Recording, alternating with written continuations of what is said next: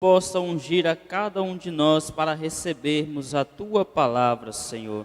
É o que te pedimos desde já e te agradecemos, no nome precioso do Senhor Jesus Cristo. Amém, Senhor. Amém. Então vamos cantar 230 do nosso inário, Vencendo Vem Jesus, 230.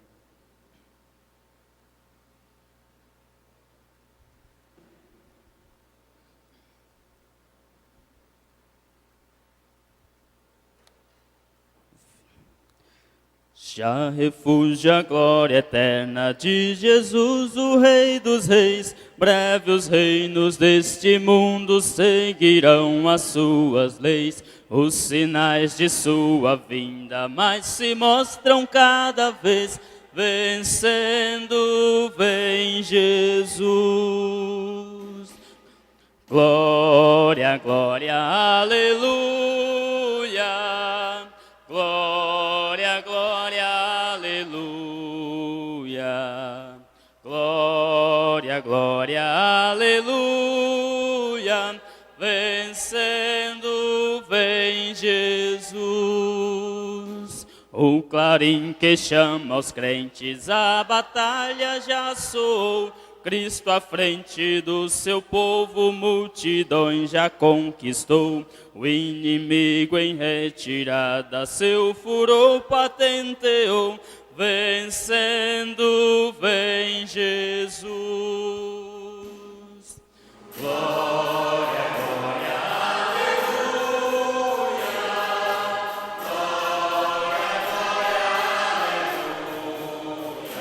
aleluia. Glória, glória, aleluia.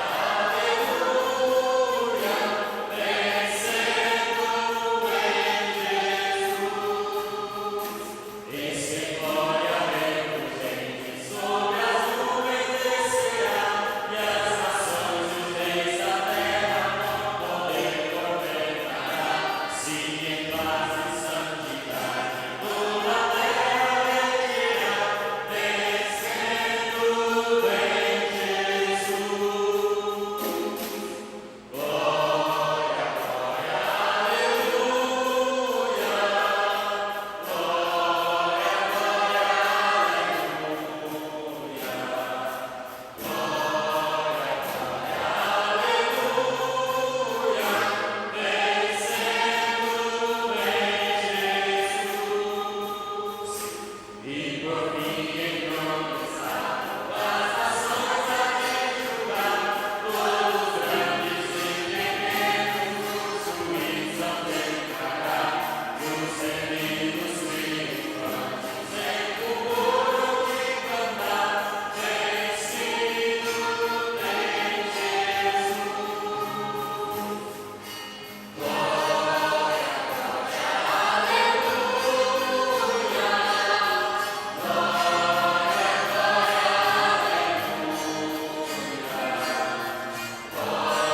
Glória, glória, aleluia. Vencendo vem Jesus. Amém, graças a Deus. 211. Eis marchemos para aquele bom país.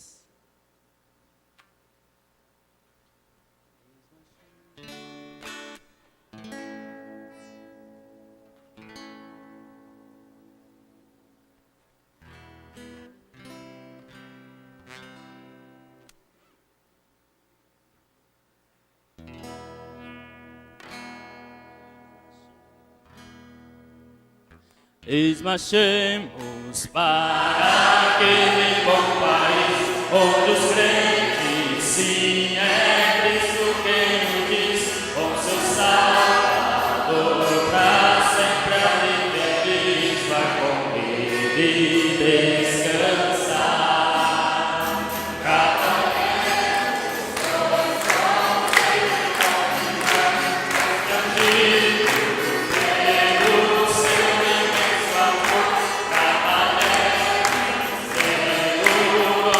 Salvador.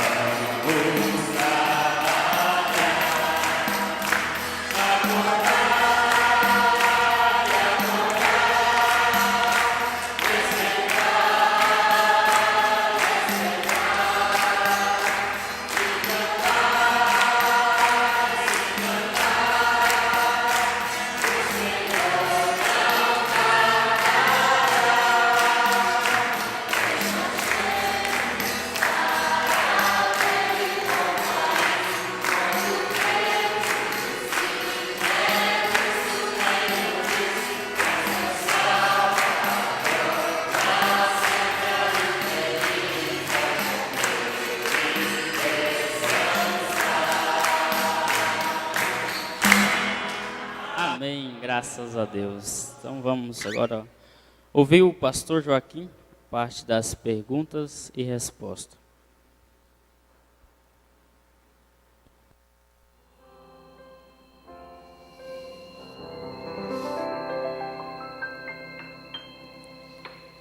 Bom dia com Jesus. Ebenezer, até aqui nos ajudou o Senhor. Te ajudou? Te ajudou até aqui? Ajudará até lá.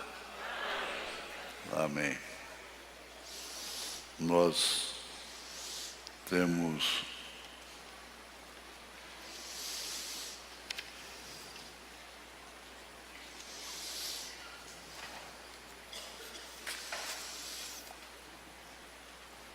perguntas e vamos para a primeira, não é?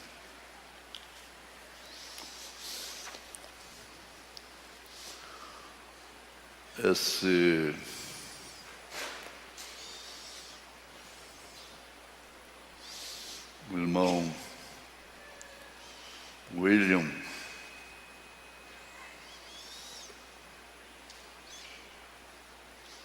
William Paixão, estou dando essa foto aí como uma resposta. Então, essa foto tem um presente que o irmão Brana deu para a irmã Meda e que não deve ser uso. Não deve ser uso, se alguém vai usar. Porque ela ganhou do irmão Brana, seja como ela também em tudo. Às vezes quer usar certas coisas, mas o principal mesmo não querem, esquecem. Então, quando se vai usar uma coisa do irmão Brana, como ele foi assistir o filme Os 10 Mandamentos, faça primeiro tudo que ele fazia. Ora como ele orava.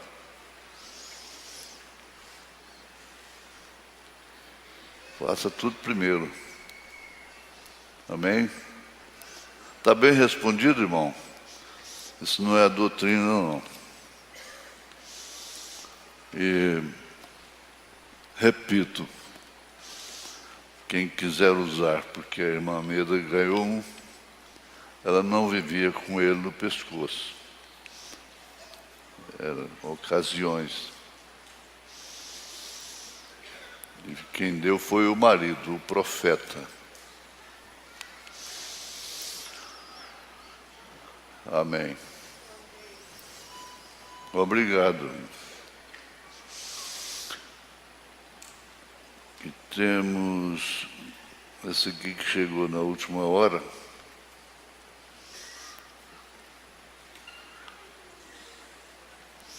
Sim, sobre rifa. Irmão, por que você não faz uma liquidação? Um desconto? Talvez fosse melhor. Eles fazem assim, não é? Liquidação, promoção. Não sei se as pessoas vão comprar bilhete de rifa de mercadorias. A sua intenção é boa, no sentido de solucionar o problema das mercadorias que estão empacadas, né? Que são difíceis de serem vendidas. Então você me pergunta sobre fazer rifa dessas mercadorias. Faça promoção, liquidação, se dará melhor.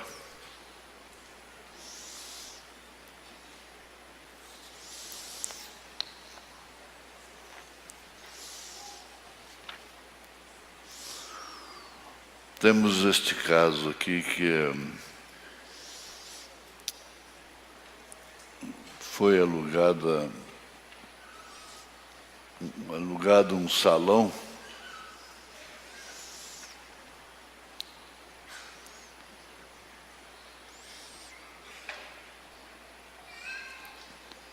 para congregar, né? E nesse salão, em cima, mora uma família que não são cristãos, apenas são donos do imóvel. Vai ser difícil, né? Que normalmente até a pessoa caminhar lá com certos sapatos que às vezes até a irmã mesmo caminha, vai perturbar a ordem da igreja, né? É difícil, isso aí é uma coisa que vocês vão resolver no local.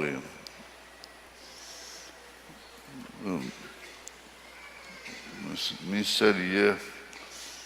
sentiria inseguro, né, para a manutenção da ordem da igreja.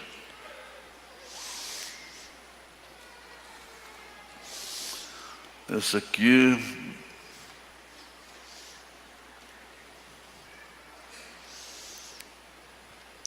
irmão Luiz Carlos, companheiro Luiz Carlos dos Santos, está me achando bem de saúde. Graças a Deus. Eu com vontade de pular muro.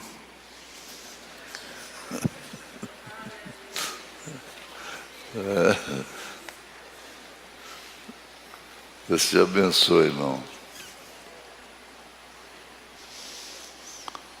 E essa questão de trabalhar para sodomita, é difícil esse sodomita.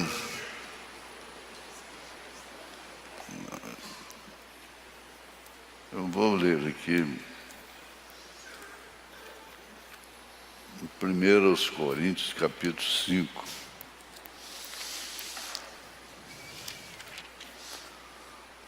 Vamos ver aqui.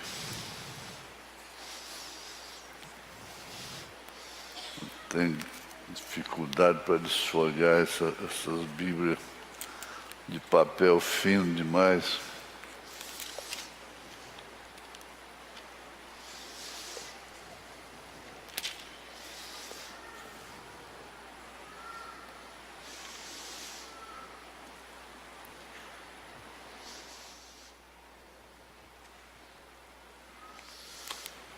Deixa eu ver aqui para responder biblicamente.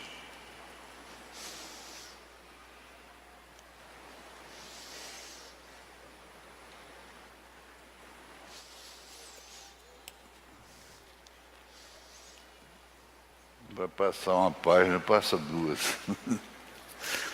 Ai, Jesus.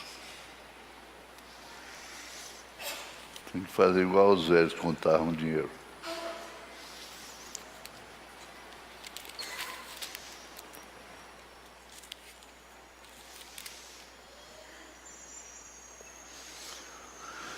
Bom, ele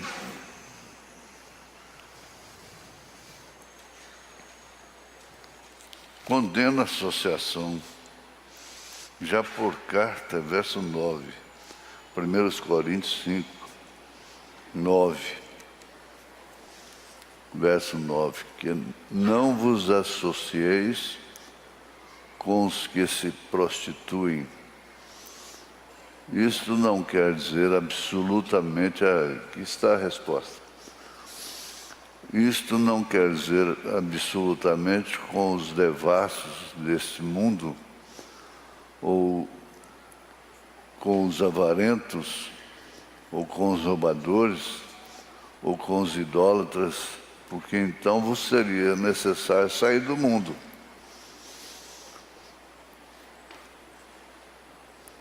Mas agora vos escrevi, que não vos associeis com aquele que, dizendo-se irmão, for devasso, ou avarento, ou idólatra, maldizente, que sai da igreja maldizendo ali fora de alguém ou da igreja, como queira. O beberrão, o roubador, com o qual nem ainda comais. Agora, trabalhar com e não é crente depende do ambiente, né? Também depende do ambiente.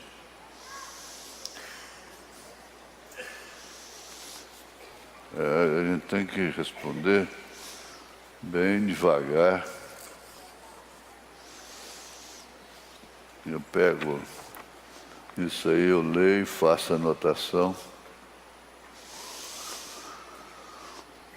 Agora, sobre esse namoro fornicário.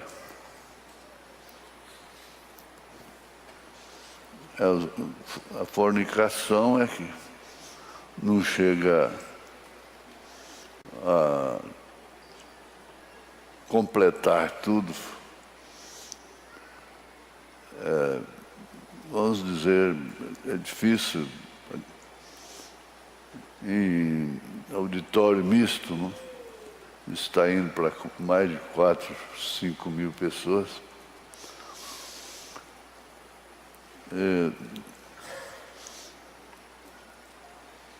Se um casal chegarem a abrasar sem ter relações, é fornicação.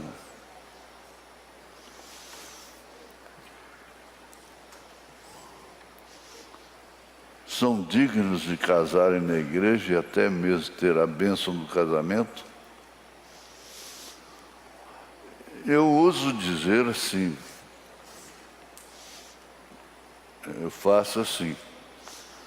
O casal, não são todos, mas a maioria faz isso quando vão começar o namoro, vão no escritório. Não são todos que têm esse critério, mas a maioria tem. Nós vamos namorar, pede oração. Eu só digo uma coisa para todos eles: quer a bênção da mensagem? Namorem na mensagem. Quer a bênção da mensagem no casamento? Noivem-se na mensagem e casem-se na mensagem. Se é que querem a bênção da mensagem nesse casamento. Depois dá o casamento neurótico e que não chega ao fim. Por quê? É por causa dessas coisas que são feitas dessa forma, mundanas, não? Então, um tem que proteger o outro. Protege como? Não, mantenha a distância, mas tem que pegar na mão, tem que sentar junto, tem essa coisa toda. E começa assim, na vista é assim, e lá por trás. Mas ninguém vai ficar atrás disso para fazer ou não fazer o casamento. Isso é problema dos dois. Vocês querem a bênção do casamento, a bênção da mensagem, então façam tudo na mensagem. É o que eu falo todas as vezes que eles vêm comunicar namoro. Ninguém é criança para não saber o que é certo e o que é errado, né?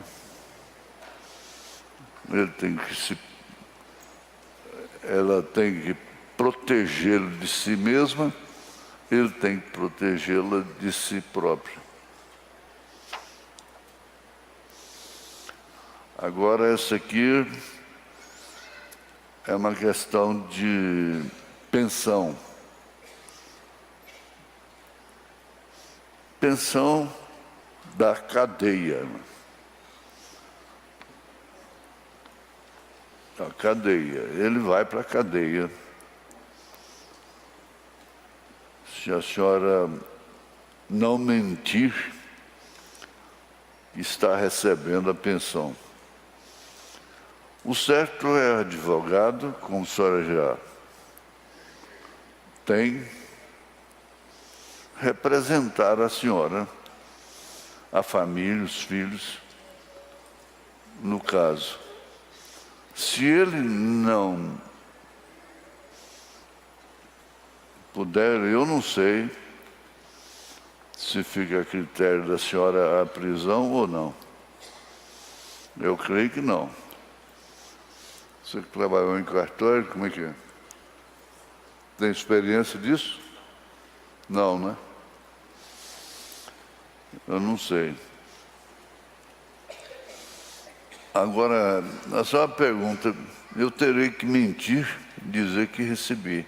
Que o juiz quer saber, através do advogado do Estado, se eu não entrar com ação contra meu ex-marido, então terei que mentir e dizer que recebi. Está muito atrasado. Ele é responsável pelos filhos. É dever dele dessa pensão. Ele é pai. O que eu tenho que dizer é isso. Não está errado ir na justiça. Do que ficar recebendo favores fora do que o juiz... Ele pode dar 1 milhão por fora daquilo que o juiz decretou. Pode dar quanto for, mas aquela parte que o juiz decretou, esse é sagrado. Ele pode dar mais, mas isso não justifica. Tem gente que pensa, não, eu dou mais do que o juiz. Pega o recibo da importância que o juiz decretou. Pega o recibo,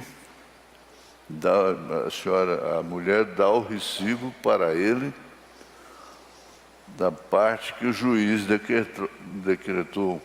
Agora, ele pode dar muito mais por conta dele, isso já é diferente. Não é errado levar na justiça. Não pode ser.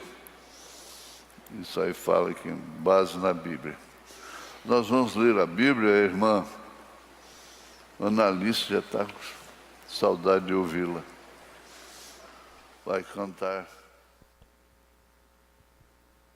Amém. Graças a Deus por essa parte. Então vamos cantar mais o hino 36 do nosso hinário.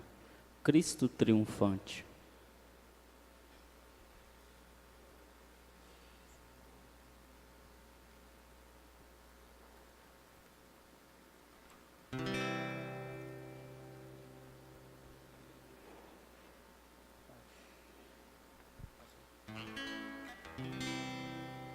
Jesus é rejeitado, o mundo não o quer. Recusa desdenhoso seu reino receber, mas presta em majestade do seu celeste lar.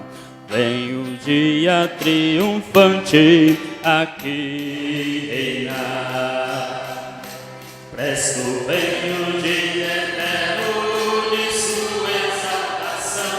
Esse dia desejado de toda a criação. Ó que canto glorioso entrama de sua. Quando Cristo triunfante aqui reinar. Céu ao meio-dia, tendo respeito, a igreja arrebatada no dia do Senhor. No celestial das glórias, então a nos quando Cristo triunfante aqui reinar.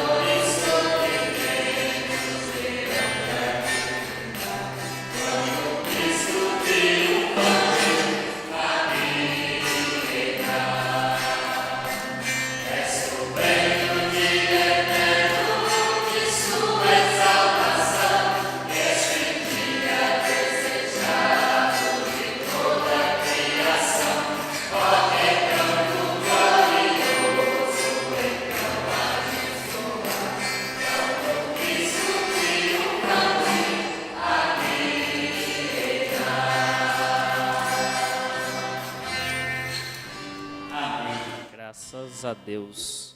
Hoje nós temos o convidado especial, que é Cristo. Então, ele irá falar para nós nesta tarde.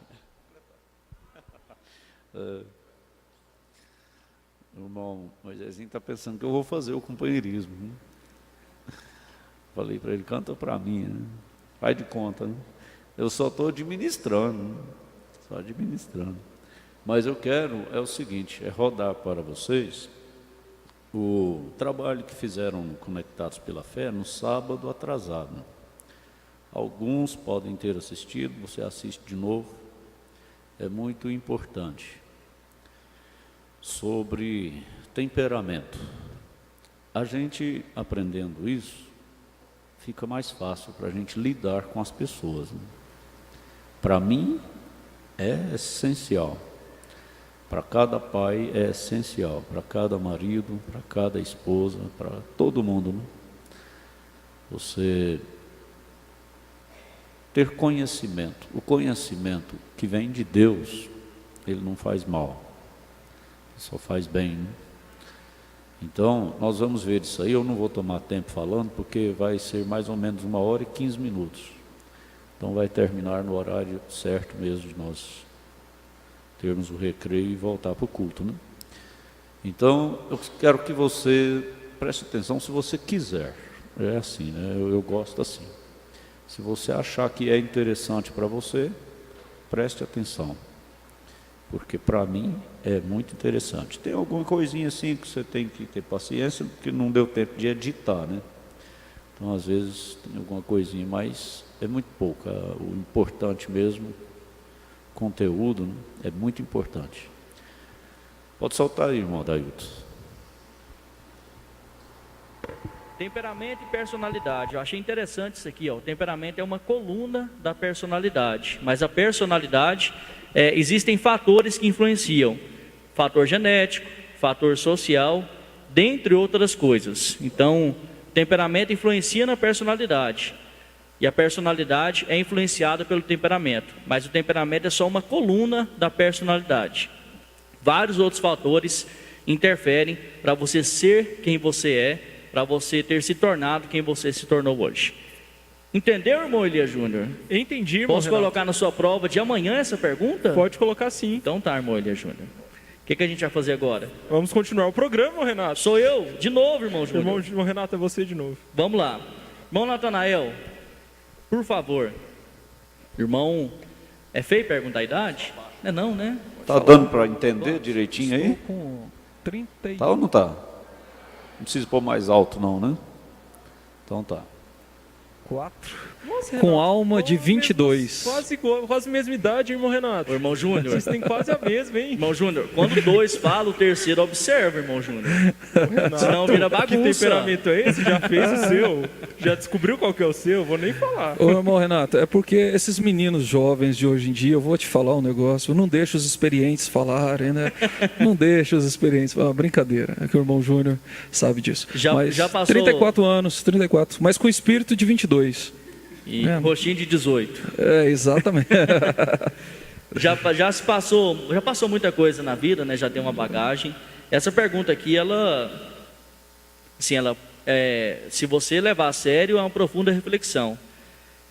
Você consegue perceber algum aspecto da sua vida que seu temperamento mudou, tenha sido mudado no decorrer do tempo? Algo que fazia, não faz mais? Uma característica que tinha quando jovem, agora não tem quando casado, até um defeito no caso, né? Bom, é interessante você saber isso, porque na verdade esse é o objetivo da gente estudar isso, da gente conhecer esses temperamentos. Quando a gente fala assim, não me interessa por isso, eu sou desse jeito mesmo e não me importa, você está dizendo assim, eu não quero a oportunidade de reconhecer quais são as minhas fraquezas e mudá-las. Porque temperamento, quando a gente começa a estudar sobre isso, o temperamento não é exatamente uma única coisa, um único significado. O temperamento, ele tem as suas vantagens e as suas desvantagens, as suas fraquezas. Ele tem as suas forças e as suas fraquezas. O que você tem que mudar são as suas fraquezas. É elas que te deixam longe de Deus, é elas que te separam do lado espiritual. As suas vantagens, por exemplo, o sanguíneo. O sanguíneo é uma pessoa muito alegre, é uma pessoa muito animada, né? O Renato está apontando para o irmão Júnior, né? Cadê? Joga para mim aqui, por favor. Quando a gente for falar mesmo assim, cada um deles, por exemplo, o sanguíneo é uma pessoa muito alegre, então é uma vantagem para ele. É uma pessoa muito alegre, isso aproxima ele de Deus. Mas ao mesmo tempo ele é uma pessoa muito inconstante. Ele não tem muita firmeza naquilo que ele deseja, nos seus objetivos. Ao mesmo momento que ele quer começar uma faculdade, ele já quer começar uma empresa nova, ele já quer construir sua casa, no dia seguinte ele já quer casar, no outro dia ele já quer ficar solteiro. Então, e isso, às vezes, quando... Está todo mundo rindo aqui, né? Que tá todo mundo olhando pra mim. Não, só um detalhe. Às vezes você se encaixa em algumas características do sanguíneo, em outras não. Não é que o irmão Natanael falou o ponto positivo e o ponto fraco, né? A força e a fraqueza, que tudo se encaixa, não. Mas por que eu Tem estou falando isso? Aí. É porque todo mundo que depois que fizer o teste, ou a partir do momento que a gente fizer a leitura das características e o pessoal e os irmãos se identificarem, você precisa entender que aquilo que a gente está falando não é que assim, meu Deus, é a parte ruim dele e ele tem que... Não. É a sua fraqueza daquele temperamento, e se eu estou agindo daquela maneira, eu preciso identificar para que eu consiga vencer aquilo. Se eu não sei onde está a minha fraqueza, eu não consigo vencer. O irmão Brana fala isso na mensagem, como poderei vencer? Você precisa identificar onde está o inimigo para você vencê-lo. Da mesma forma, se hoje eu já venci algumas coisas, né, e estou tentando ainda mudar, estou tentando vencer muitas coisas, é porque eu identifiquei que aquilo era uma coisa ruim. Um exemplo, vocês não vão acreditar, mas o meu temperamento é melancólico, colérico. As duas coisas. Sou tímido, acreditem. Colérico até que tá, eu aceito. Mas não, mas é melancólico com colérico. Mas o melancólico não é no sentido de desânimo. Depois vocês podem entender. O melancólico ele é uma pessoa que ele é muito perfeccionista. Ele gosta de trabalhar ele gosta de criar coisas. Aí vou puxar um pouco da sardinha para o meu lado, né? Ele é muito talentoso. Quem é melancólico, ele tem muito talento. Mas, por outro lado, ele sofre demais com aquilo, porque às vezes ele deixa de fazer uma coisa boa, que a ele foi confiada, porque ele não gosta de receber críticas. Então, ele prefere não fazer para não ter que receber críticas. Ao contrário, por exemplo, do sanguíneo. O sanguíneo não está nem aí para crítica. Ele quer fazer, não tem problema nenhum os outros falarem, tem problema. Eles estão falando de 4 temperamentos. Eu vou falar 3 que eles falaram até agora. O outro vocês prestem atenção para saber. Eu não me lembro. É sanguíneo, melancólico, colérico, e tem o outro aí que ele não falou ainda não, né? Ele vai falar. Então esses 3 que ele já falou são esses aí: sanguíneo, colérico e melancólico. São temperamentos diferentes que as pessoas têm, né? Um tem um, outro tem outro, tem outro. Agora, eles vão falar aí mais na frente também. O problema não é o temperamento. O problema é você ser dominado pelo temperamento. Ter o temperamento, todo mundo tem. Quem não é melancólico é colérico, quem não é colérico é sanguíneo. Agora, ser temperamental é ser dominado por essa natureza, né? Então vamos continuar prestando atenção. Não deixe que os outros falem. É importante que os outros falem de mim, né? É aquela história. Já o melancólico não. O melancólico tem um sério problema com crítica. E eu tinha isso. Então eu passei a deixar de fazer coisas justamente porque eu falei, não, eu prefiro não ouvir críticas. Eu prefiro não receber essas críticas. Mas de repente eu percebi que ao fazer isso, eu estava deixando de inclusive, me aproximar mais de Deus. Porque se algumas tarefas nos são confiadas que vão nos aproximar de Deus e eu não faço por medo de críticas, então isso é um problema, isso eu preciso vencer, isso eu preciso tirar de mim.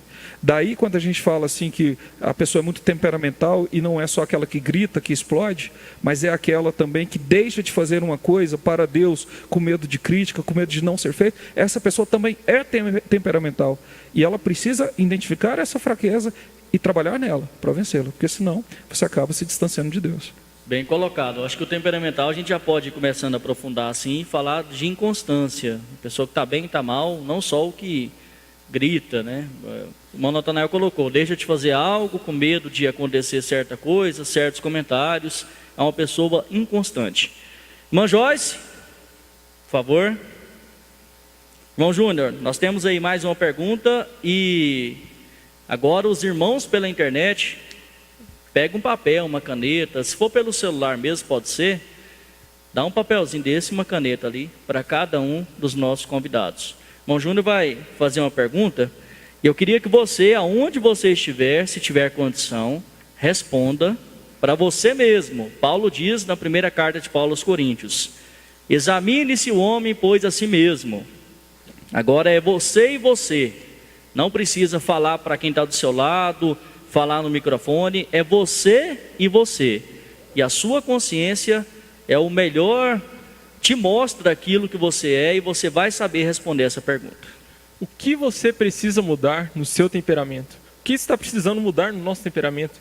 Qual característica do seu modo de agir você não gosta? O que você não gosta no seu temperamento? O que você queria mudar? Característica no seu modo de agir você mudaria? Ele falou que escreveu uma folha inteira ali.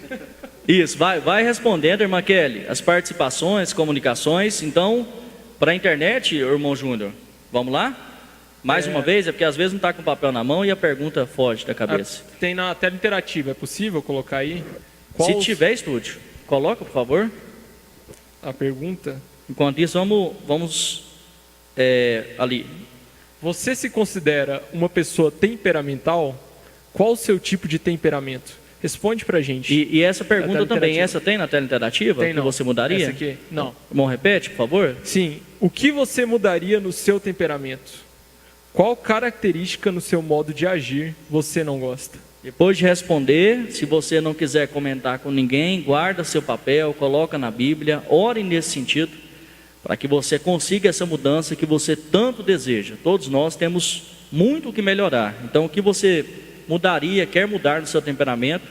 Qual característica na sua maneira de agir que você não gosta e quer mudar? Coloque isso na sua Bíblia, né? Ore nesse sentido, para que você melhore tanto no natural como no espiritual. Achei bem. Não combina com seu roubo, mas eu vou usar agora. Então, o sanguíneo é alegre, esperançoso, tem forças e fraquezas. E lembrando, nem sempre se encaixa tudo. Não é porque a pessoa sanguínea que tem todas essas forças aqui e tem todas essas fraquezas. E esse autor destaca bem que nós temos esses 4 temperamentos. Na maioria das pessoas tem. Pelo menos 2 deles, mas um se sobressai. Então não é um só que tem aqui não. Irmão Natanael? Bom, se vocês me permitem, só para deixar bem claro o que é cada esse temperamento. Por exemplo, o sanguíneo, elas apresentaram muito bem aqui. Ela ganhou um presente. Mas um outro problema que acontece com os sanguíneos, normalmente, são os chamados compradores compulsivos, né? Por exemplo, não está precisando, mas por ver numa vitrine, o sanguíneo adora uma vitrine. Adora uma loja, porque para ele tudo é motivo para estar bem, para sair, para ter amizade, para comprar, e ele não vê as consequências daquilo. Então, o grande problema do sanguíneo, aí é que eu estou falando, irmãos. Não é que o pessoal fala assim, eu sou sanguíneo, meu Deus do céu, então agora... Não, ele tem as suas forças e tem as suas fraquezas. A força do sanguíneo, ele é alegre, ele gosta de estar no meio de todos gostam de ter um sanguíneo por perto, numa roda de amigos ali, ele está ali preparado sempre para ajudar, ele é o primeiro a tomar atitude das coisas e fazer. Mas qual que é o problema do sanguíneo? Daí a gente falar de temperamental. Uma pessoa sanguínea que é temperamental, ela exagera esse conceito. Então ela exagera na inconstância, ou seja... No culto, eu venho, vou à igreja, eu me alegro, eu me regozijo, eu salto, eu pulo, eu canto. No culto, no dia seguinte, na segunda-feira, volta novamente a velha rotina. No culto seguinte, já não está ali mais presente. Numa ceia, toma aquela ceia e faz diversos compromissos, fala que vai estar firme. Na próxima Santa Ceia, você já não vê mais aquela pessoa. Claro, existem N fatores que podem contribuir para isso, mas um dos fatores principais do temperamento sanguíneo é a inconstância. Ele não consegue manter-se firme àquilo que ele fala. Quando ele diz aí, o irmão disse aí que ele é um péssimo pagador, não é que todo sanguíneo é caloteiro, não é isso. É justamente por isso, porque às vezes ele não dá conta de honrar os seus próprios compromissos, de tanto compromisso que ele faz. Então, um outro exemplo, eu faço um compromisso com o irmão Júnior, mas eu também no mesmo horário eu faço compromisso com a irmã Stephanie, eu faço compromisso com a irmã Joyce, faço compromisso com mais alguém, eu não consigo cumprir com ninguém. Não sabe falar não. Não sei falar não para as pessoas. E algumas pessoas não veem isso como um problema, veem isso apenas como é o meu jeito de ser. Mas eu te pergunto, essa inconstância às vezes não está atrapalhando o Espírito Santo te mudar? Veja bem, não estamos falando de pessoas que explodem, que gritam, que xingam, que maltratam outra. Muito pelo contrário, estamos falando de pessoas que estão constantemente se alegrando no meio de todos. Mas e a perseverança? E a persistência em estar no caminho correto? Outro problema das pessoas inconstantes, sanguíneas inconstantes. Agora, veja só, nenhuma pessoa é um temperamento exclusivo. Ninguém é considerado sanguíneo puro. Outro é colérico puro, outro fleumático puro, outro melancólico puro. Todos temos essas fraquezas relacionadas ao temperamento sanguíneo. Uns em maior escala, outros em menores. Então eu não posso dizer assim, por exemplo, o irmão Renato não cumpre seus compromissos. Espera aí, mas eu também tenho essa fraqueza em mim. Talvez ela não é dominante no meu temperamento, mas ela existe. Por isso a necessidade de você identificar essa fraqueza e entender que ela não é só um pequeno detalhe na sua vida. Ela é realmente um problema que pode te afastar de Deus. Mensagem, como poderei vencer? O irmão Natanael citou, lembrei. Quem é o seu maior inimigo? Qual é o seu maior inimigo? É você mesmo.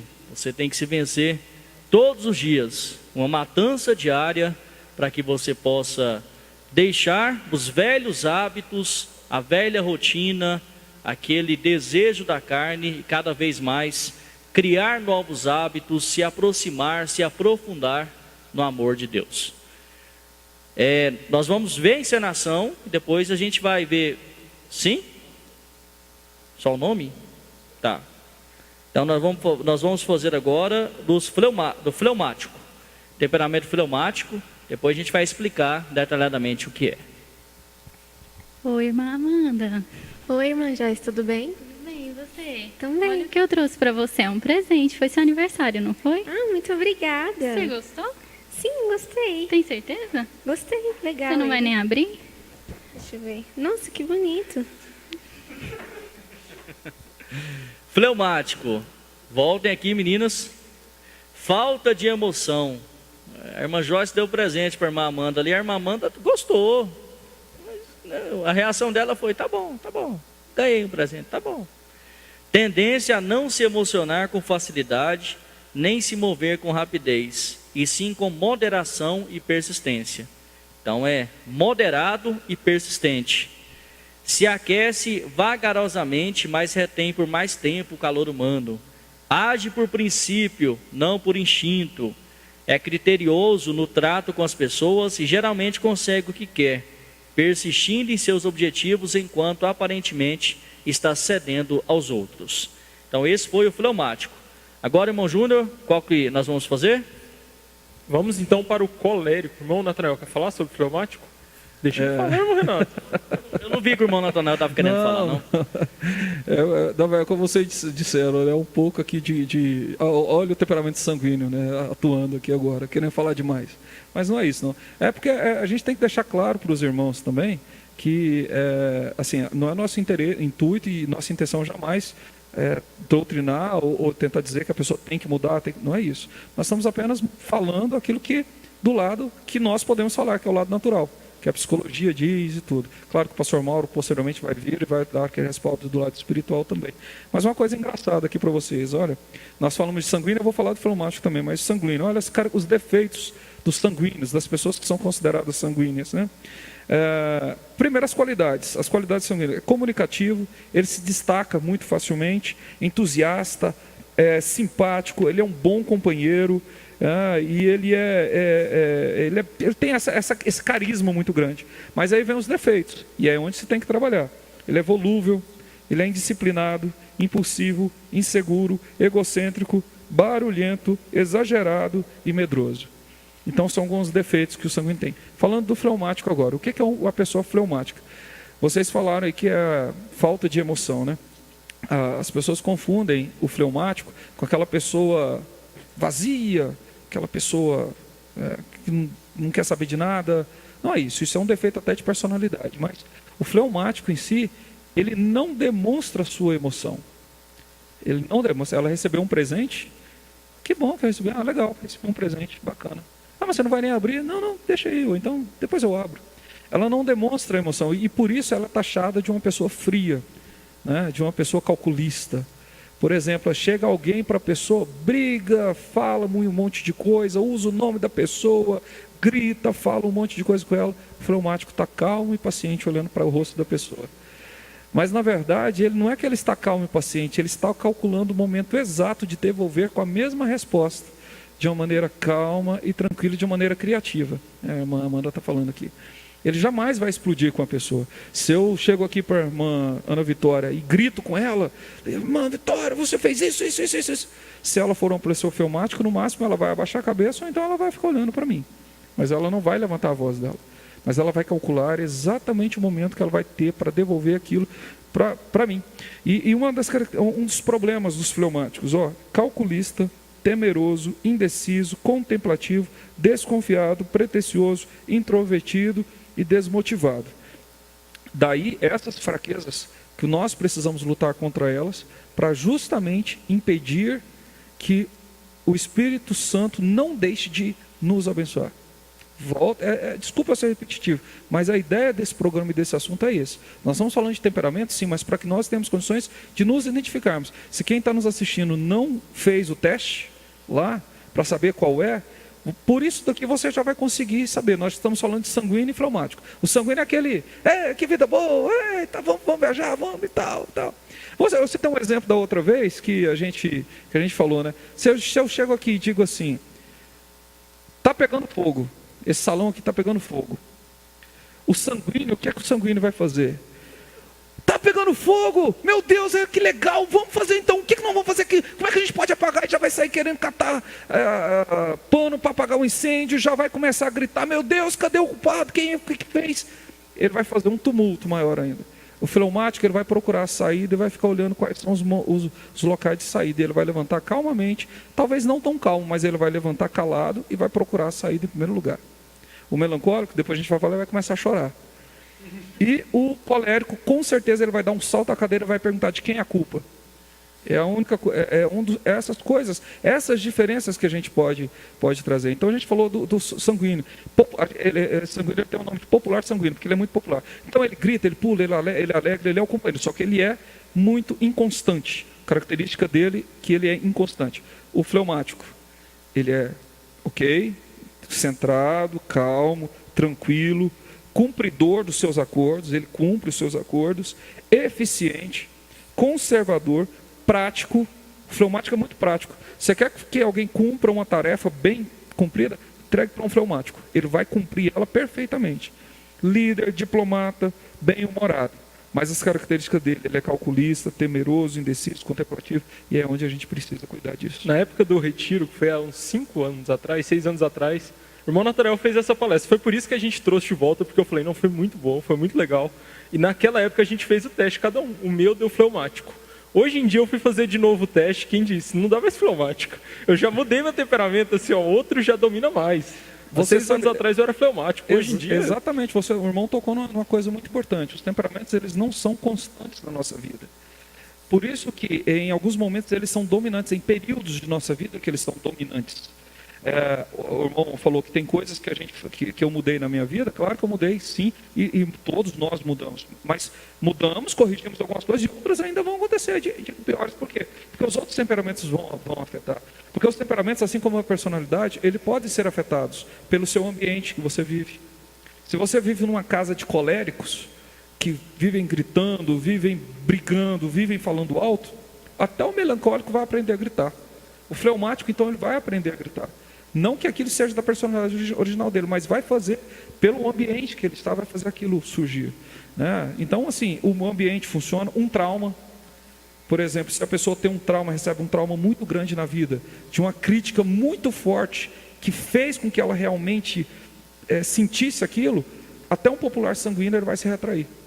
Porque a crítica foi tão forte, que machucou tanto, que fez um trauma dele. Então ele vai mudar o seu temperamento. E aí por isso que a cada momento da sua vida é interessante você saber que temperamento está atuante ali e combater os pontos fracos. Isso mesmo. Só fazendo um parêntese aqui, eu acho que a irmã Kelly, ela se identifica um pouquinho com o fleumático, não, irmã Kelly? A gente está lá fazendo roteiro, está lá todo mundo, faz isso, faz aquilo, corre lá, pega acontecendo aquilo. A irmã Kelly, calma, semana que vem a gente faz. Calma, amanhã a gente procura, irmão Júnior. Não é assim, irmã Joyce? É assim. Então, tá bom, vamos agora então para o colérico. Colérico agora, o temperamento colérico, o que é? Oi, irmã Amanda. Oi, irmã Joyce, tudo bem? Ai, você fez o meu pé. Você desculpa. Tudo bem. Eu trouxe um presente pra você, seu aniversário, não é? Foi. Nossa. Você não Cara, gostou? esse presente, né? Você não gostou, não? Joyce é rosa?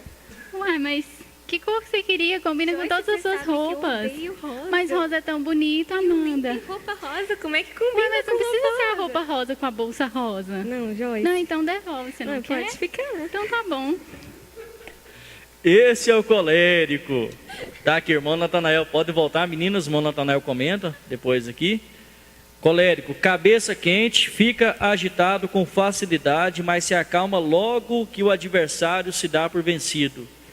Se aborrece, mas sua raiva não é eterna. Prefere dar ordens, mas aborrece-se ao ter que cumpri-las.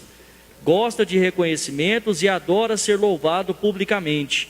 Dá muito valor às aparências, à pompa e à formalidade. É orgulhoso e cheio de amor próprio. É avarento, polido e cerimonioso. O maior golpe que pode sofrer é ver recusadas suas determinações. Aí, isso aqui está em caixa alta, segue do livro? Enfim, o temperamento colérico é o mais infeliz por ser o que mais provavelmente atrairá oposição. Não é que é o pior, não. Vai ter mais dificuldade para lidar no dia a dia. É, exatamente. Quem tem um temperamento de colérico, aqui as irmãs fizeram muito bem, porque... mas fizeram bem levezinho, né, digamos assim. Falava uma coisa, mas do sorriso no rosto. É verdade. Elas foram bem polidas, bem educadas aqui. Porque o colérico, na verdade, ele confunde sinceridade com franqueza, né? Ou franqueza com sinceridade. Ele é muito franco e ele acaba falando e ferindo muito as pessoas com que fala. Não é o fofoqueiro. O colérico não é uma pessoa fofoqueira, mas ele é uma pessoa muito franca. E ele fere muitas pessoas por isso. E aí o problema dele ser um dos temperamentos mais infelizes, porque ele atrai para si oposição. Como assim? Ao contrário do sanguíneo, que atrai para si a simpatia das pessoas, a empatia, ele tem uma empatia muito grande, o sanguíneo, popular sanguíneo, as pessoas gostam de estar ao seu lado. O colérico, por sua vez, mesmo que ele não grite, mas só o fato dele chegar e falar assim: ô irmão Júnior, mas você está gordo, hein? Você engordou demais, hein, meu filho? Pelo amor de Deus. Olha, você tem que criar vergonha nessa cara sua, parar de comer. Com perdão da expressão, né? Me desculpe falar assim. Mas é um exemplo de que eu estou falando de coisas que às vezes as pessoas falam, pensam que estão brincando, mas na verdade é um comportamento. Se um colérico... E aí um outro detalhe bem interessante, que a gente encontrou estudando isso daqui. O problema de relacionamento. Se um colérico casa com um melancólico, olha o problema. Imagine um colérico casado com um melancólico. O melancólico, ele é extremamente sensível. Extremamente, ele tem uma sensibilidade exagerada. Daí ele tem muito mais propensão para se tornar depressivo. E aí você tem um relacionamento com uma pessoa que é totalmente colérica, e quando a gente fala de colérico, a palavra é forte, né? Lembra cólera, lembra ira. Mas na verdade é isso mesmo, é quando a pessoa, segundo os estudos, é quando a pessoa ela deixa transparecer a sua raiva, a sua ira, não só em explosões. É claro que a explosão é um dos pontos principais deles, mas principalmente na sinceridade demais, na franqueza demais. Ele não tem polimento não sei se é isso que fala, não tem a língua polida, né? Não é educado com as palavras, ele não sabe se expressar dessa maneira. E além de ser um problema para os outros, é um problema para ele, porque também o colérico sofre com isso. Porque eu já vi pessoas com temperamentos coléricos dizer: me perdoe, eu não sabia o que eu estava falando, eu não sei o que estava falando. Só que aí vem um problema, palavras ditas, como é que é? Aquela velha ditado, uma flecha lançada e palavras ditas não voltam atrás. Então, machuca com muita facilidade, como a irmã disse aqui, né? Mas você sabe que eu não gosto de rosa, para que você vai comprar? Pensa isso num casamento. Pensa isso no marido com a esposa. Pensa o marido falando dessa forma com a esposa sendo melancólica e o marido colérico. Ou invertido, o marido melancólico e a esposa colérica, né? o marido, a esposa falando isso para o marido. Vai dar outras interpretações. E se a gente não entender que às vezes a pessoa age daquela forma, não é porque ela quer, é porque o temperamento está dominante ali, a gente começa a ter problemas de relacionamento. E se eu não entendo que aquele temperamento está dominando a minha vida, e eu acho que aquilo é tudo normal, acho que falar daquele jeito é normal, acho que agir de franqueza é uma coisa normal, saiba que você pode estar impedindo que o Espírito Santo atue em você. Levando só um pontinho aqui no natural, no serviço, a gente às vezes quer que as pessoas tenham o mesmo empenho que a gente tem, mas tem gente que faz o que tem que fazer, mas no tempo dele. Não é porque o barco está afundando que ele vai acelerar o passo ali e vai resolver junto com você, não. Às vezes você está correndo na empresa, resolvendo e fala aqui, fala ali, tem uma pessoa ali mais calma. Existe também o desvio de personalidade, de conduta, que aí é outra coisa, mas muitas vezes é a característica da pessoa.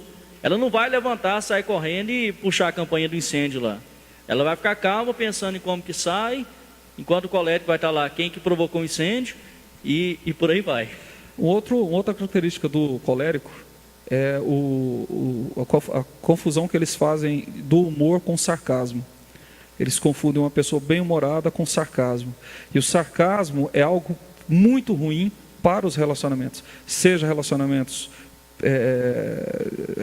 pessoal mesmo, seja no seu trabalho, seja no seu casamento, seja onde for. Então, há os defeitos do colérico, né? Ele é uma pessoa sarcástica, uma pessoa totalmente impaciente, prepotente, intolerante, vaidoso, autossuficiente, insensível e astucioso. Ele é muito insensível, ele é autossuficiente, ele não depende de ninguém. Alguém mais? Me chamaram. Irmão Natanael, se eu estiver enganado, me corrija, por favor. Mas eu acho que o colérico é um pouco aquele que acha que os outros estão fazendo tempestade em copo d'água. Para ele, tipo, se alguém chorar demais por uma coisa, não, isso é tempestade em copo d'água. Não precisa tanto disso. Talvez essa atitude seria mais de um fleumático.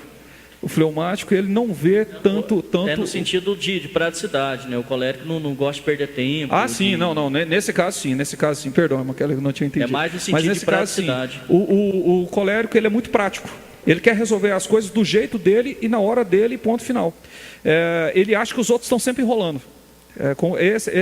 Era isso, irmã Kelly, perdão. Um pouco também eu falo em questão de, às vezes ele está magoando alguém, mas ele não está percebendo. Jamais percebe. Então ele acha que a outra pessoa está fazendo uma tempestade muito grande com uma coisa muito pequena. Exatamente. Ele nunca acha que a sua sinceridade ou que a sua franqueza é motivo suficiente para fazer a outra pessoa chorar. Ele acha que aquilo que ele fez ou aquilo que ele falou é algo normal. Porque para ele é normal. Às vezes um colérico falar alguma coisa para ele também não vai ser. Outro colérico ser franco com ele também é normal, porque ele é daquele jeito. Então ele nunca acha que fazer a outra pessoa chorar é algo grave. Ele vai dizer, não, a outra pessoa... E aí é o grande problema dos relacionamentos, quando não há uma mudança. Você pega um colérico que casa com um melancólico, o colérico jamais vai entender o choro do melancólico. Vai sempre achar que o melancólico, com o perdão da expressão, é manhoso. E não é. O melancólico jamais é uma pessoa manhosa. O melancólico ele é uma pessoa muito, muito sensível. E se nós não entendermos os melancólicos como pessoas sensíveis, nós vamos estar ajudando os melancólicos a caírem numa depressão profunda. E aí por quê? Porque a gente vai estar machucando muito mais o melancólico, e ao invés de tirá-lo, quando você chega para o... Por que o melancólico ele tem propensão à depressão? Segundo os estudos, gente, irmãos, né? Tudo isso aqui está nas pesquisas, nos livros, foi feito. Só uma pausazinha. Ô, irmão, judia com nós, não. Só uma pausazinha. Mas é pausa, não deixa passar, não.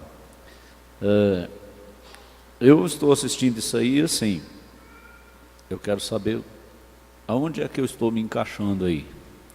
Qual que é o tipo do meu temperamento? Porque se eu souber qual que é o tipo do meu temperamento, eu vou lutar contra ele, contra o meu maior inimigo. Eu vou lutar. Você tem que descobrir qual que é o seu tipo. Pelo jeito que o irmão Natanael está falando aí, dá para você saber como é que é você, como é que é a sua natureza, você encaixa onde aí. Então fica fácil para você entender. Até questão de casamento, né? Já pensou? Ele está dizendo aí, se você descobre que você é melancólica, seu temperamento é melancólico, não é melancólica. O seu temperamento é melancólico. Aí você casa com um rapaz colérico, que não está nem aí de fazer os outros chorar. Para ele é festa fazer os outros chorar. Ele é franco demais, fala o que dá na cabeça de falar. E é dessa forma que ele está mostrando aí. Aí ele está dizendo, não vai dar certo, não vai funcionar, vai ser um casamento muito ruim. Fica fácil para escolher, não fica? Se você é melancólico, então você tem que saber que tipo de temperamento que vai combinar com o seu. Fica mais fácil. Para mim, isso aí não pode ser rodado só agora. Vamos ver isso mais, isso está na internet, depois você pode conectar lá e ver de novo, prestar atenção, fazer o teste. Ele mandou aí, ele colocou aí o teste, você pode fazer o teste você mesmo, para descobrir, faça o teste do seu namorado, faz o teste da sua namorada. Minha filha, eu descobri que eu sou colérico e você é melancólica, então ó, acabou. Vou procurar uma colérica para casar comigo, né? Aí junto um colérico com uma colérica, aí é faísca para todo lado, mas vai atravessando, né? Agora um matando o outro aí não dá, né? Então é muito importante isso aí. Vamos continuar prestando atenção? Dá para continuar? Se você prestar atenção, não dá sono não. E é importante, pelo menos para mim, está sendo bom demais isso aí. Aquilo que a gente estudou e trouxe para cá. O melancólico ele é o mais propenso à depressão, porque ele é o mais sensível. Mas quando você conhece o melancólico, você está no exemplo, vou chegar para o irmão Júnior está passando por uma dificuldade muito grande. Se o colérico vai dar conselho para o melancólico, a primeira coisa que ele vai falar, para com isso, irmão Júnior, pelo amor de Deus, não tem vergonha não? Levanta desse quarto, sai desse quarto, vem embora, ó, vamos viver a vida, vamos, vai trabalhar, vai fazer alguma coisa. Espera aí, mas o melancólico, ele não está sempre com aquilo que quer. Porque existe um temperamento que está dominante ali. É claro que ele vai precisar lutar, vai precisar trabalhar, mas não é dessa forma que você faz. Às vezes, para tratar com o melancólico, você tem que colocar ali um pouco de fleumático neles, em alguém, uma pessoa fleumática que é calma, equilibrada, que vai conhecer o motivo porque aquela pessoa está deprimida ou não. Por isso, oh meu Deus, por isso que ninguém deve resolver os problemas que não lhe cabe resolver. Em que sentido? Por isso eu não posso resolver um problema que cabe ao pastor. Porque se eu for resolver o problema, eu vou estar resolvendo o problema de acordo com o meu temperamento. Porque eu estou lutando para eu ser transformado, mas eu ainda não fui. Por isso que os problemas da igreja devem ser resolvidos pelo ministério. Porque o ministério não está influenciado pelos temperamentos. Ali no escritório é Deus falando, é Deus agindo. A diferença é essa, vai muito também nas experiências que você já passou. Às vezes, se você vai aconselhar alguém, todo aquele meio que você vive, tudo aquilo que você tem de experiência de vida, aí você vai conversar com a pessoa baseado naquilo que é uma verdade para você. E a pessoa está num momento completamente diferente, ela está num momento de apoio ali. Você talvez é muito prático, um colérico, né? Não, vamos, vira que segue, não é assim não. Então, tomar muito cuidado e graças a Deus que nós temos pastor, o anjo da igreja, para que possa resolver isso. E é um ministério confiado por Deus, escolhe o homem, ele é consagrado pastor, vive em função disso, e o Espírito Santo fala, age ali no escritório, para intermediar conflitos, resolver problemas. Por isso que a melhor forma de ajudar uma pessoa melancólica não é chegar para ela e dizer assim, para com isso, você tem que, né? Perdão da expressão, a expressão forte, mas você tem que criar vergonha na cara, tem que sair desse mundo seu e tal. Não é assim que você tem que tratar com o melancólico. A melhor forma, se você e os irmãos que estão nos assistindo conhecem alguém que é melancólico, chega ele e diga, olha, eu entendo e sei o motivo pelo qual você está passando assim, mas nós precisamos encontrar uma maneira de fazer com que você veja outras coisas. E aí quando chegar na parte do melancólico, eu vou falar como o melancólico pode sobreviver. É agora. Irmã Joyce, irmã Amanda, vamos.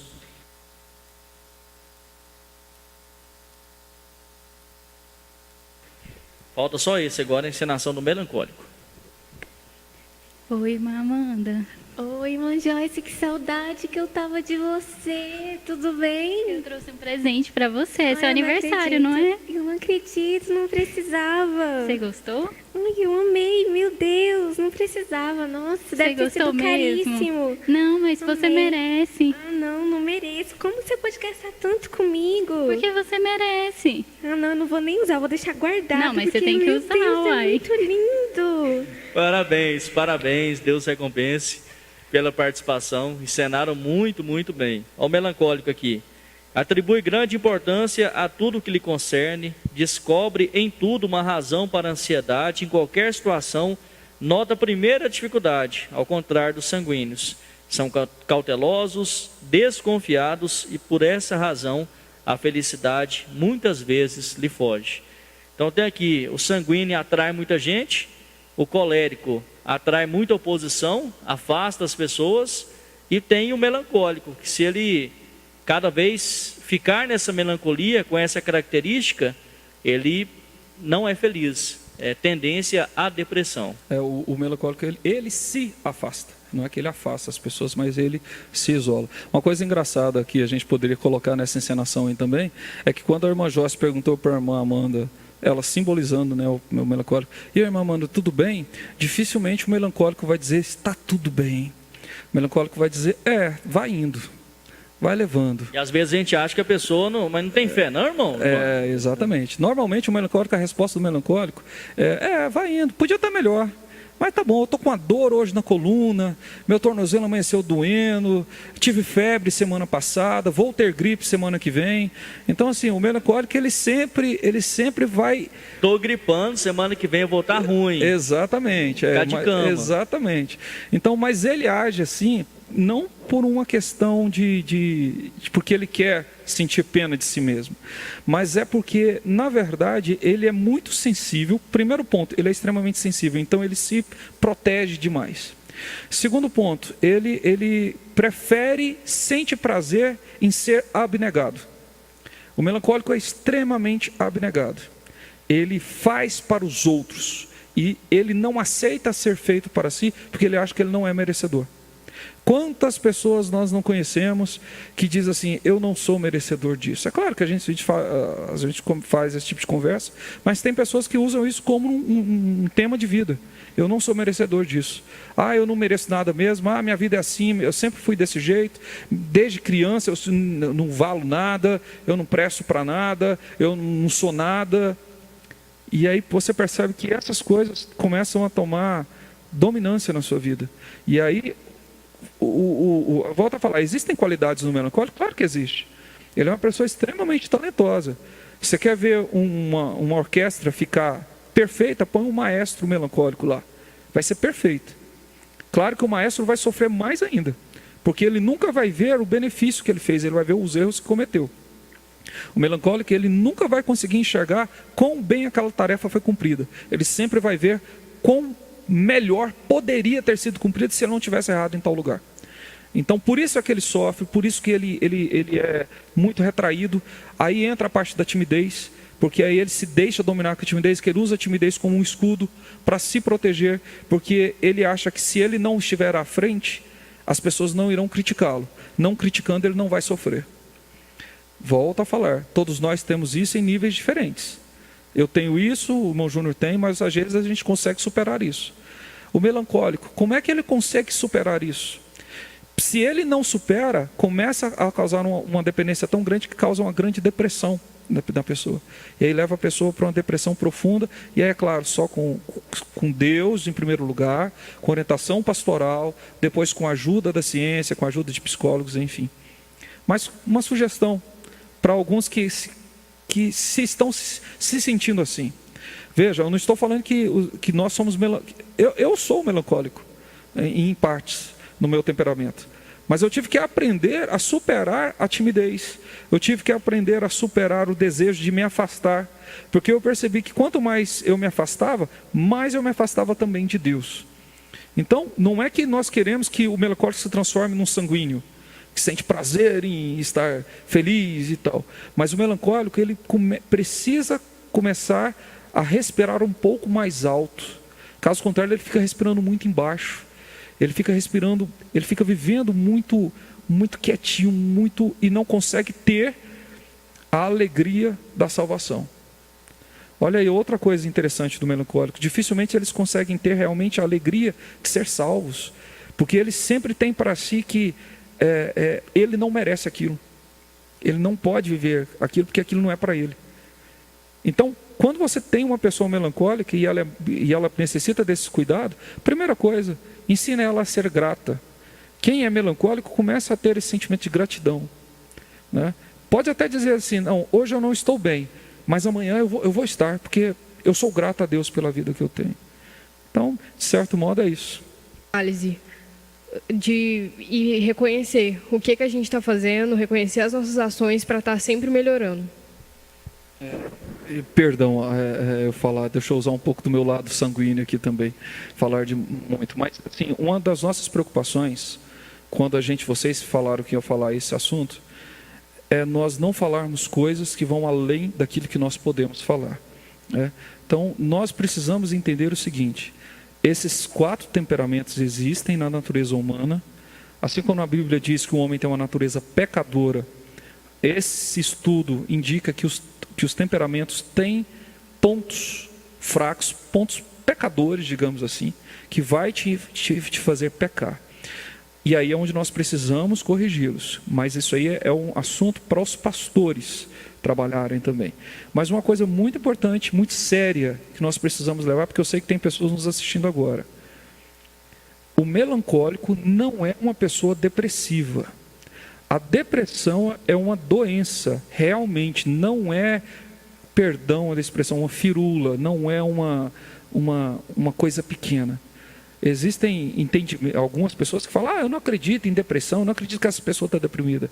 Depressão é uma doença realmente, e ela afeta milhões de pessoas, afetam milhares de crentes. Quantos cristãos verdadeiros sofrem com essa doença e estão buscando uma libertação? Pela graça de Deus vão conseguir. Mas o que eu quero deixar bem claro é isso: o melancólico não é uma pessoa depressiva. O melancólico, ele é uma pessoa talentosa, uma pessoa ultrassensível, e que, se ele não tomar cuidado, ele pode deixar essa sensibilidade se transformar em uma depressão. Aí é o problema de correção. Por que eu estou falando isso? Hoje eu li um texto muito interessante de um irmão que conviveu com o irmão Branham. Ele esteve presente nas reuniões do irmão Branham. Se não me falha a memória, foi um dos irmãos que começaram a gravar, fazer as primeiras gravações do irmão Branham. Me fugiu o nome dele aqui, é um nome americano, não tem, mas o livro foi escrito pela neta do irmão Branham, Angela Smith, e ela traz vários textos de pessoas que conviveram com o irmão Branham. E nesse texto, o autor lá, ele fala uma coisa bem interessante. Ele fala assim, que o irmão Branham, ele tinha um temperamento melancólico. Ele lá no texto, eu estava procurando ele isso lá, eu achei muito interessante. Mas não significava, claro, veja bem, nós estamos falando do temperamento melancólico, não que que Deus não teve um novo nascimento na vida do irmão, de forma nenhuma, não é isso. Nós estamos dizendo o seguinte: a sensibilidade que o irmão Branham tinha, a sensibilidade pela presença do Espírito Santo. O irmão Branham era extremamente sensível à presença do Espírito Santo. Então, ele não era, o melancólico é uma pessoa extremamente humilde, é uma pessoa extremamente abnegado. E quer uma pessoa mais abnegada, mais humilde, mais sensível do que o próprio profeta, né? Então, por isso que eu quero deixar bem claro que quando a gente fala de melancólico, a gente não está se referindo a pessoas depressivas. As pessoas depressivas precisam de ajuda, precisam encarar que é uma doença que ela está vivendo. E quando eu disse que o irmão Branham tinha esse temperamento melancólico, não sou eu que estou dizendo. Também, alguns irmãos também eles não estão afirmando que era esse temperamento. Ele disse, se eu pudesse dizer qual era o temperamento do irmão Branham, eu diria que o temperamento do irmão Branham era um temperamento melancólico. Mas no sentido de que ele era muito sensível à presença do Espírito Santo. Nós vamos estudar agora personagens da Bíblia, vendo a mensagem do profeta, falando a respeito do assunto. Mais algum detalhe?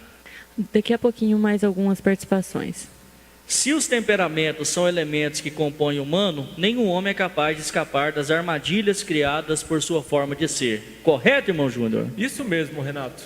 E falando sobre temperamentos, existem personagens bíblicos que falam sobre isso, representam esses 4 tipos de temperamentos e que foram mudados pelo Espírito Santo.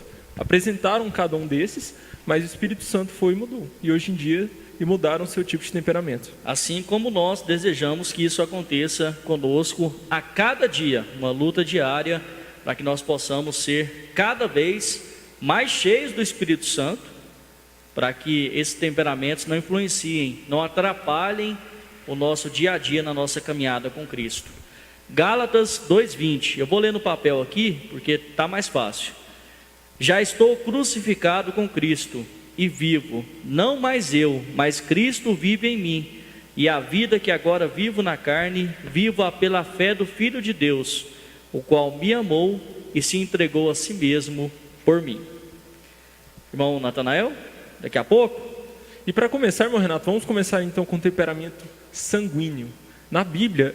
Não fala o nome não. O pessoal viu no roteiro, né? Viu? Acho que todo mundo já viu sabe o nome, que né? é o personagem. Aí não vai adiantar perguntar.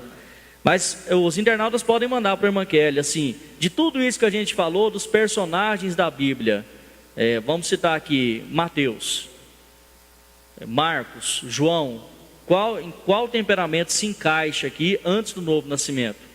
Antes de Deus usar assim por completo esses homens, a Bíblia Sagrada e tudo isso que nós temos hoje. Então vai mandando para a irmã Kelly. Mandem a partir do fleumático, colérico e o melancólico. Agora nós vamos falar sobre o sanguíneo. O sanguíneo, estudando a Bíblia, nós vemos que, a partir dessas características, o apóstolo Pedro foi considerado um homem com temperamento sanguíneo. Ele era o que mais sobressaía nos evangelhos, após o Senhor Jesus, sendo o discípulo que mais conversava com Jesus. Porém, também é um dos mais severamente repreendidos. Com licença, irmão Renato, irmão Júnior, vocês vão ver uma coisa interessante. Quando eu falei que o sanguíneo não perde a oportunidade de falar, né? Na Bíblia, vocês vão encontrar muito mais a expressão, e disse Pedro, muito mais do que qualquer outro discípulo. Você dificilmente vai encontrar. E disse Filipe, e disse Bartolomeu, e disse Tiago. Pode ter que ter alguma passagem, mas a frequência com que você vai encontrar, e disse Pedro, e respondeu Pedro. Por quê? Porque antes do Pentecostes,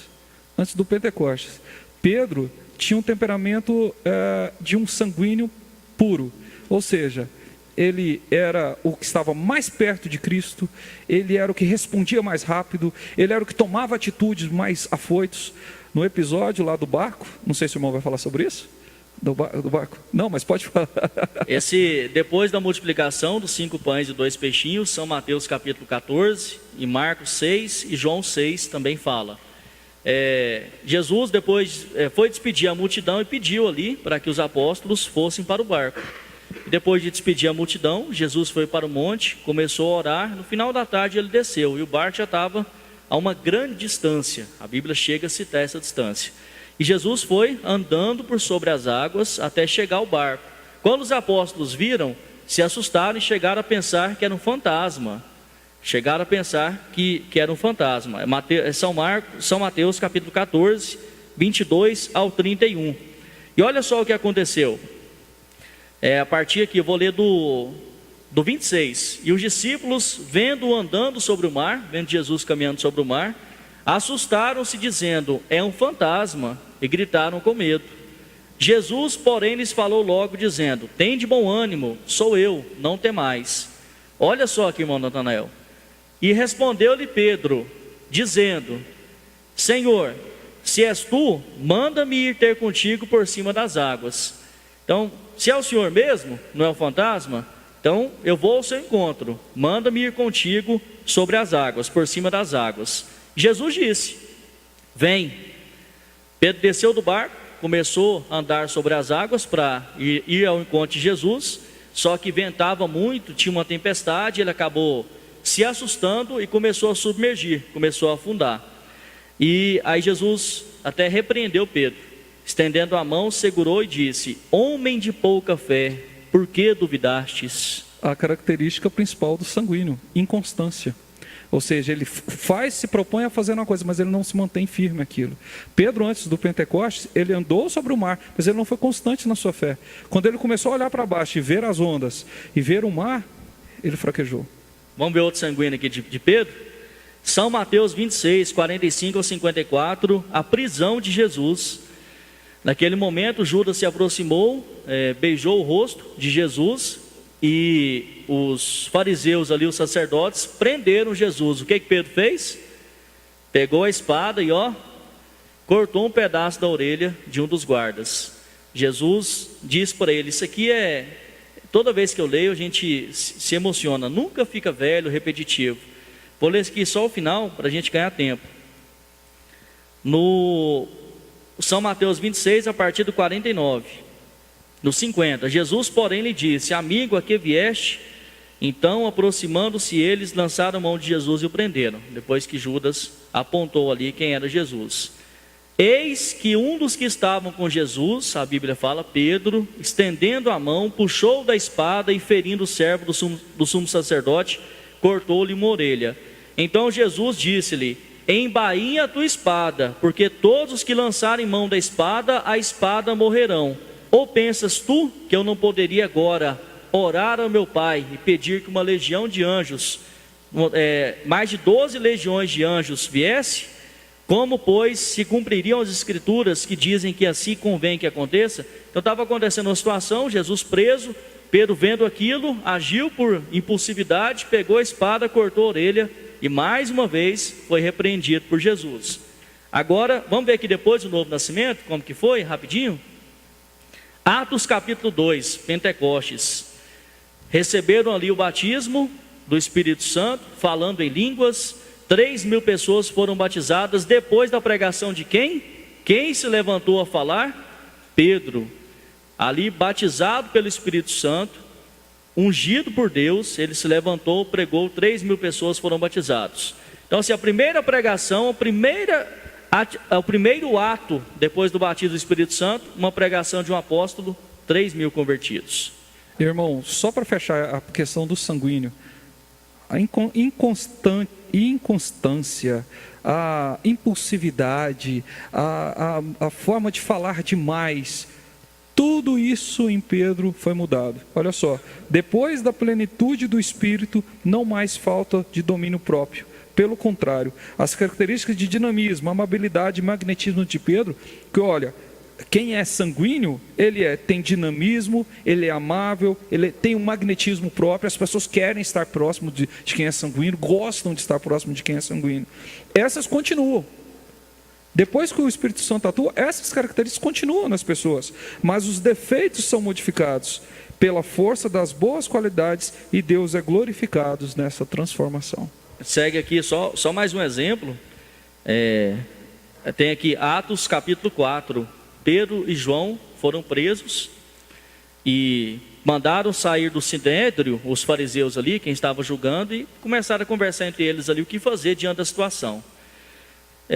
Que havemos de fazer a estes homens? Pedro e João foram presos por estarem pregando o evangelho. Tinham acabado de curar um coxo, 40 anos que aquele homem era coxo, e Deus tinha acabado de curar aquele coxo através dos dois. Porque a todos que habitam em Jerusalém é manifesto que por eles foi feito um sinal notório e não podemos negar. Mas para que não se divulgue mais entre o povo, ameacemo-los para que não falem mais esse nome a homem algum. Então, o sinal foi notório, não tinha como esconder, e a decisão ali no sinédrio foi: vamos ameaçar eles para que eles não falem mais de Jesus, não continuem pregando esse evangelho. E chamando-os, disseram que absolutamente não falassem, nem ensinassem no nome de Jesus. O que eles responderam? Está em Atos capítulo 4. Versículo 19. Respondendo, porém, Pedro e João lhe disseram: julgai vós se é justo diante de Deus, ouvir-vos antes a vós do que a Deus, porque não podemos deixar de falar do que temos visto e ouvido. Mas eles ainda os ameaçaram mais, e não achando motivo para os castigar, deixaram-no ir por causa do povo, porque todos glorificavam a Deus pelo que aconteceram. Então, foram repreendidos, ameaçados, mas é justo, julgai-vos se é justo diante de Deus, ouvir vocês ou ouvir a Deus? Vou obedecer vocês ou vou obedecer a Deus? Então nós vemos que depois do novo nascimento, tem uma série de escrituras aqui, a gente vê a mudança. Fechando aqui Atos 12, Herodes persegue a Pedro e a Tiago. Tiago é morto pelo rei Herodes. pescoço cortado. Pedro estava detido, na manhã seguinte ia se apresentar a Herodes, possivelmente ia ser morto também, ao tanto que ele estava preocupado, ao tanto que quem tem o batismo do Espírito Santo se preocupa assim com situações. Pedro, pois, era guardado na prisão, mas a igreja orava por ele a Deus. E quando Herodes estava para o fazer comparecer, nessa mesma noite estava Pedro dormindo. Estava lá dormindo. Na manhã seguinte ele ia ser apresentado ao rei Herodes. Imagina um sanguíneo na situação dessa, irmão Natanael. Ia ser apresentado, possivelmente seria morto. Estava Pedro dormindo, confiando em Deus e na oração da igreja. Então a gente vê a transformação que o batismo do Espírito Santo é capaz de fazer. Fez com Pedro e é capaz de fazer com todos nós. Vamos então para o próximo, Renato? Sim. Próximo então, alguém adivinhou, irmã Kelly? Alguém mandou? Ninguém mandou? Colérico. Quem foi o colérico? Coloca aí, quem foi o personagem colérico? Pode jogar e colocar aí na tela. Paulo. Paulo foi um personagem assim que antes do batismo do Espírito Santo tinha o temperamento colérico. Era um indivíduo zangado, hostil e amargurado, que respirava ameaças e morte. No entanto, era alguém completamente disciplinado, com propósito em que tudo fazia. Vamos fazer uma pergunta? Disciplinado, porém inflexível. Tem uma pergunta para a gente fazer? Irmã Ana Vitória, irmã Stephanie, irmão Natanael. O colérico não tem paciência. Ele vive como se tudo fosse óbvio e não aceita que os outros não vivam assim. É sincero e sua sinceridade por vezes se torna uma espada. Qual mudança é necessária nesse tipo de temperamento a partir da transformação pelo Espírito Santo? E uma segunda pergunta, já emendando, o que Paulo nos ensinou com o seu tipo de temperamento que podemos levar para nossas vidas? Bom, Paulo era o bravo, né? Antes, Saulo de Tarso. Vamos deixar bem claro, era Saulo, não Paulo. Paulo foi depois da transformação. A transformação foi tão grande na vida de Paulo que ele se transformou o primeiro mensageiro da igreja, de tal forma que foi essa transformação. Mas você encontra Paulo. Paulo era um indivíduo zangado, hostil. Ele era muito autossuficiente. Tanto que ele foi um dos que estavam ali liderando o apedrejamento de Estevão. Ele tinha tanta certeza. A primeira citação bíblica de Saulo é em Atos 8, a morte de Estevão. Exatamente. Então ele aparece ali como líder. O colérico, ele é um líder muito forte. Ele lidera, as pessoas têm até receio seguem esse líder não por amor, mas por receio a isso, porque ele é muito forte, ele fala muito forte e ele atua de maneira muito prática, ele é extremamente disciplinado. Talvez aí uma coisa que nós podemos pegar dessas características do colérico é essa disciplina que nós podemos mantê-la. Nós precisamos ser disciplinados com as coisas de Deus, com a palavra, com as leituras, com a presença de Deus em nossa vida. A gente precisa ter disciplina para buscar isso. E Saulo era assim, né? Então, essa mudança, tudo que Paulo fazia, ele tinha um propósito para ser feito. E este mesmo apóstolo, ainda colérico, nos revelou um segredo importante sobre como obter vitória sobre as fraquezas. A autodisciplina começa na mente. Se você não resolver em sua mente que fará determinada coisa difícil, provavelmente nunca conseguirá fazê-la. O sucesso na vida cristã começa na mente, e esta é formada pela vontade. Se você ceder às suas fraquezas, desculpando-as, mimando-as a si mesmo, você não mudará. Somente agindo conforme Filipenses 4:13, que diz: tudo posso naquele que me fortalece, é que você vencerá o seu temperamento. A questão da disciplina é algo importante no colérico, mas outra coisa que é ruim no colérico é a inflexibilidade. Ele era inflexível, né? Até mesmo quando Gamaliel falou para Saulo: olha, se for de Deus, vai prevalecer. Se não for de Deus, vai cair. A questão dos cristãos ali na cidade. Gamaliel chegou para Saulo e disse: olha, deixa eles. Se não for de Deus, vai cair. E se for de Deus, quem somos nós para levantarmos contra? Mas o que é que Saulo fez? Não, temos que ir atrás, precisamos cercar esse povo. Isso vai contra as leis daqui da sinagoga, de tudo que eles pregavam, de tudo que eles criam. Era inflexível, né? É claro que depois, quando se transformou em Paulo, aí a coisa mudou completamente. Mas mesmo assim, Paulo, uma coisa interessante, Deus reforça as qualidades e ignora e inutiliza, né? Neutraliza as fraquezas. Deus reforçou a disciplina de Paulo Percebe como Paulo foi disciplinador nas suas cartas para a igreja? Trouxe a disciplina para a igreja. Quando nós já temos isso, o que seria da igreja sem as cartas de Paulo disciplinando as igrejas? Então, isso é uma qualidade do colérico que Deus manifestou, que Deus manteve, que o novo nascimento manteve. A mesma força de vontade, pode colocar assim, que ele tinha para perseguir os cristãos, aquilo foi magnificado pelo poder de Deus para evangelizar, para consolidar, pregar o evangelho. Determinação, disciplina, ele tinha um controle, um conhecimento muito grande, ele tinha um domínio da mente. Então quem é colérico não é só quem grita, quem xinga, não. O colérico também é disciplinado, é organizado, ele é um bom líder. E Deus pode manter essas boas qualidades e neutralizar os defeitos. Por isso nós precisamos buscar o novo nascimento. Aí você para pensar e se coloca na situação. O perseguidor dos cristãos se tornou mensageiro da primeira era. Esse é o batismo do Espírito Santo. O pecador que está no mundo vem para a igreja e se torna um membro não, se torna ali um verdadeiro cristão e é batizado, tem a justificação, separado, se santifica e depois o batismo do Espírito Santo, recebe a adoção. Pelo seu comportamento é reconhecido como filho de Deus. Isso é o milagre desse evangelho de Jesus, que o profeta vem e magnificou para esta última era. Se fosse olhar para Paulo, qual pena ele merecia por perseguir cristãos? Será que eu, Renato, se Saulo viesse naquela condição, perdoaria ele por ter perseguido, matado, ajudado a matar Estevão, matado cristãos, prendido? Mas Deus amou o mundo de tal maneira que deu o seu Filho unigênito para que todo que nele crê não pereça, mas tenha a vida eterna. Deus morreu por todo mundo, todo mundo, amou a todos, mas Ele sabia, desde antes da fundação do mundo, aqueles que reconheceriam esse sacrifício, aquele dia no Calvário, e aceitariam essa mensagem, esse bendito e glorioso evangelho. Então, Saulo e Paulo, a gente pode comparar assim, antes de conhecer o verdadeiro evangelho e depois de conhecer o verdadeiro evangelho. Perceba que Saulo não era um mundano, ele era um fariseu, ele era um eclesiástico ali, ele seguia doutrinas, seguia o que era pregado na época. Mas aí vem o batismo, vem a mensagem, vem a revelação de São Mateus ali, que Jesus fala para Pedro, e ele acaba se tornando o primeiro mensageiro, o primeiro mensageiro das 7 eras da igreja.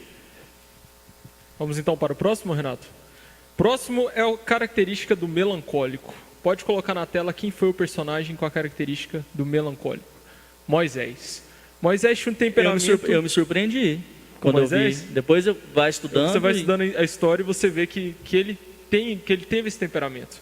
Moisés tinha um temperamento melancólico, ele era cauteloso e tinha muito medo de errar. E como nós já vimos, uma das características do melancólico é se auto-humilhar, se humilhar a si próprio. E ele deu algumas desculpas a Deus, falando: quem sou eu para que eu vá e acredite no meu povo? Quem sou eu para que o meu povo acredite em mim, para tirá-los do Egito? Quem eu sou? Ninguém vai acreditar em mim, não consigo falar em público. Essa foi uma das características de Moisés. Muito interessante isso aí, que mesmo Deus falando com ele não estava ouvindo um recado de Deus, era Deus falando com ele: vá libertar o meu povo. E olha o que o temperamento de Moisés estava falando naquele momento, dando desculpas para não fazer um serviço, com medo do quê? Com medo de ser criticado, com medo de não ser aceito, com medo de ser rejeitado. Ele deixou o seu complexo falar mais alto. Então eu acredito que aquilo foi a única ação que ele viu no momento para ele fazer. Quando você fala do melancólico, uma característica muito grande dele que nós não falamos aqui é o complexo de inferioridade. O melancólico, ele tem isso muito forte nele, esse complexo, tanto que você percebe isso quando Moisés fala com Deus na sarça ardente, Deus falando com Moisés. As desculpas que Moisés deu ao Deus Todo-Poderoso refletiram isso esse complexo. Primeira desculpa: quem sou eu para que vá e tire o meu povo do Egito? resposta de Moisés para ele. Ele tinha se esquecido de tudo que ele era. Ou seja, é claro que Deus teve que tirar tudo dele do Egito. Os 40 anos que ele passou no deserto foi para arrancar todo o conhecimento que ele ganhou do Egito. Mas ele se esqueceu que antes daquele momento ele chegou a ser o segundo em comando do Egito. Quer dizer, ele esqueceu que mesmo sendo o segundo no Egito ali, será que Deus não poderia utilizá-lo da mesma maneira? A segunda desculpa: ninguém acreditará em mim, que é o medo de ser rejeitado, que faz parte do complexo de inferioridade, do temperamento do melancólico. O fracasso é uma experiência devastadora para o melancólico. Seus sentimentos de inferioridade aumentam e eles têm pavor de fazer qualquer nova tentativa, para não ter os mesmos resultados desastrosos. Então o medo de fracassar ali falou mais alto naquele momento para Moisés. Terceira desculpa: não posso falar em público. Que é uma desculpa que nós mesmos usamos hoje. Não vou fazer nada na igreja porque eu não gosto de falar em público. Ele era pesado de língua, gago. Moisés era gago e usou isso. Não, sou gago, como que eu vou pregar para esse povo? Exatamente. E essa é a desculpa que nós damos hoje para Deus. E será que a resposta de Deus é diferente? Não. Eu serei contigo. Vai lá e faça. Então é isso que Deus quer que nós ouçamos. Quando eu disse mais cedo para nós identificarmos as fraquezas do sanguíneo, do colérico, do fleumático e agora do melancólico, é isso. Se você tem essa atitude de dizer: eu não vou fazer porque eu tenho medo de fazer, porque eu não gosto do fracasso, porque eu não gosto de ser rejeitado, pense, a resposta para Deus é a mesma que foi com Moisés: eu serei contigo. Ponto final. Hebreus capítulo 4, parágrafo 106, lendo apenas parte dele aqui. Moisés tinha um ponto fraco. Quantos sabem qual era ele? É uma pergunta. O profeta vem e responde: o temperamento. Então Moisés tinha um ponto fraco. Quantos sabem qual era ele? O temperamento. A gente traz para a realidade, irmãos convidados, irmãos que estão por meio da internet. Ele viu o poder de Deus. A sarça ardente falou com ele, Deus falou com ele, mandou: vai e faz. E hoje é diferente? Eu não vejo o poder de Deus na pregação do pastor, do obreiro, nessas mensagens, no ensinamento que nós temos da Bíblia. Não é Deus falando comigo igual Deus falou com Moisés? Será que adaptando aí a realidade de hoje eu não estou igual Moisés aí? Não, mas como é que eu vou lá cantar? Como que eu vou falar em público? Não, mas o povo não vai acreditar em mim.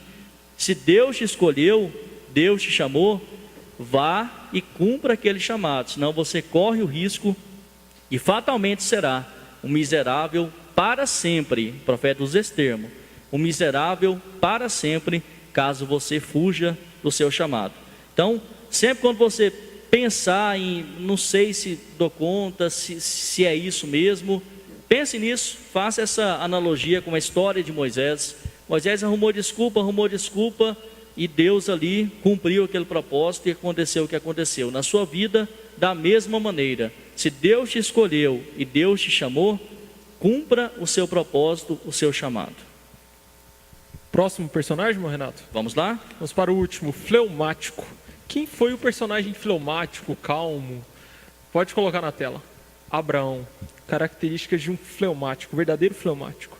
Os fleumáticos são os mais fáceis de conviver, têm natureza calma e sossegada, com um senso de humor acima da média. Abraão só obteve sucesso porque obedeceu à palavra de Deus. A sua atitude, quando pressionado, revela sua personalidade, sua reação calma e nada emocional em face à vitória. É também uma das características dos fleumáticos. E não encontramos qualquer traço de exibicionismo na vida de Abraão. Os fleumáticos são amáveis, porém eles não gostam de posicionar. Pensando em Abraão, decidir se seguiria a vontade de Deus e sacrificaria seu próprio filho sem a ajuda de outras pessoas, foi algo que feriu o temperamento dele fazer isso? Veja bem, quando Abraão, antes de Abraão encontrar com Deus, era um, quando Abraão depois de encontrar com Deus, é outro. Então, por que assim? Era até Abrão. Exato. Veja bem, quando vocês falaram aí que o fleumático ele prefere que os outros decidam, está correto, mas na verdade seria melhor colocado assim: ele toma a decisão, mas se alguém tomar uma decisão diferente da dele, ele deixa que a outra pessoa faça para ver que não deveria ter feito. Ele evita conflitos, ele não quer conflito, ele não quer se impor, ele não se impõe. Ele diz, olha, eu acho que nós deveríamos ir de carro. Se a pessoa diz, eu acho que nós deveríamos ir a pé, ok, vamos a pé então. Por quê? Porque ele não quer conflitos. Aí tem uma coisa engraçada, que alguns pesquisadores dizem que os homens fleumáticos tendem a ser dominados pelas esposas, pelas mulheres, porque eles não querem conflito. Eles não querem. Que tem de homem fleumático por aí, hein, irmão Natanael? Exatamente, que os homens fleumáticos, eles são mais propícios a serem dominados pelas esposas. Tanto que Abraão, antes de ser realmente mudado, né, de ter a promessa cumprida em sua vida, ele se deixou ser levado pela decisão de Sara, de colocar Agar, né, no lugar. É claro que tudo estava no plano de Deus. Tudo isso que a gente está falando aqui desses homens de Deus, desses personagens, estava no plano e na ciência de Deus. Mas nós não podemos deixar de dizer que Deus usa inclusive esses temperamentos naturais, temperamentos humanos, para cumprir o seu próprio plano, seu próprio projeto. Quando a Sara ofereceu Agar, Abraão deveria ter confiado na promessa de Deus, mas não, para evitar conflitos, não, eu vou ter um filho com Agar. E foi o que aconteceu. Teremos um monte de coisas para falar de Abraão a respeito de ser fleumático. Como é que um homem com lavradores, pastores de rebanho, conseguem vencer uma guerra? Consegue ir lá e tomar de novo tudo que aqueles reis levaram? Com planejamento. O fleumático é extremamente planejado. Ele planejou cada detalhe. É claro que com Deus ali presente, Deus fez aquilo, era o plano de Deus, mas Deus usando o temperamento de fleumático de Abraão, ou seja, usando o planejamento de Abraão, fazendo o planejamento para que as coisas acontecessem. Então, quando você diz aí, o que mudou para Abraão quando foi sacrificar o seu filho, fazer aquilo sem questionar, sem nada, é Deus mudando realmente o temperamento. Embora naquele momento Deus o fortificou, aumentou uma característica do fleumático, que é calmo, que é confiante, que é sereno. Ele sabia que se Deus mandou ele sacrificar seu filho, Deus poderia ressuscitá-lo. Então ele não se desesperou, ele não brigou. Se fosse um colérico, eu não acredito, como é que Deus pode pedir um negócio desse para mim? Não, mentira, Deus não pediu isso para mim não. Se fosse um melancólico, meu Deus, vou ter que sacrificar meu filho, chorando. Se fosse um sanguíneo, talvez iria fazer uma festa de despedida para Isaac. Mas por ser um fleumático, ele não falou nem mesmo para Sara. Ele tinha convicção, a Bíblia nos mostra isso, convicção que e fé. Se Deus tinha o poder ali, decidido matá-lo, tinha poder para ressuscitá-lo. Exatamente. Então a confiança dele em Deus era tamanha que a mente humana, é a mente de Cristo em Abraão. Uma mente humana não captaria isso. A fé é repouso. A fé significa descanso. Deus usou a calma, a tranquilidade do temperamento fleumático de Abraão para aumentar a sua fé. É isso. Já deu o nosso horário, Amém. Eu descobri que eu tenho 25% de cada um.